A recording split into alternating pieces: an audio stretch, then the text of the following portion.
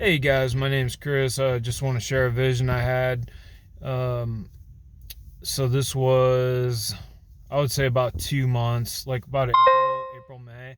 I was sitting on the balcony, and I was not thinking about what was, going on in our culture. Obviously, things are different because of the COVID lockdown. But I had a vision of Lot leaving Sodom, just randomly. So I really do believe America is very similar to Sodom and Gomorrah. People shake their fist at God's law from the Bible. Um, there's wicked parades um, and abortion. So people are very gluttonous in America. So I just want to share this to you.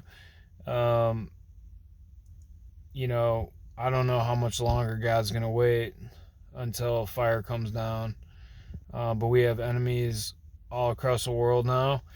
Um, Russia, China, there were 2 rockets fired in the South China Sea like 2 weeks ago. We're seeing a lot of civil unrest in our culture. And I mean, only God could allow, what happens, God is allowing to happen. So there's a proverb that comes to mind, and it says, "The king's heart is like channels of water in the hands of the Lord. He turns it whichever way he chooses." I don't have my Bible in front of me, but so God can turn anybody's heart to favor you, but he could also turn somebody's heart against you. And right now we're seeing a lot of people turning against each other in the United States of America. So my advice is to pray.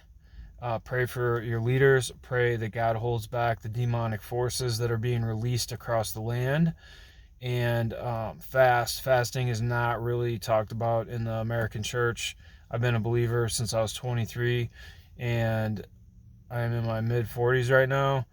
And I've heard fasting mentioned from the pulpit maybe 6 or 7 times.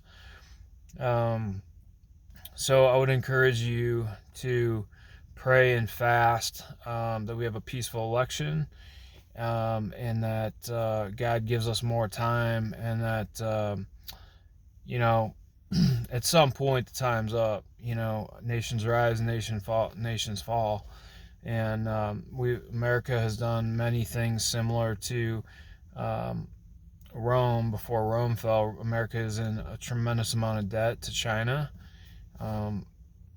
So I would just say that, just keep praying, and fasting is biblical.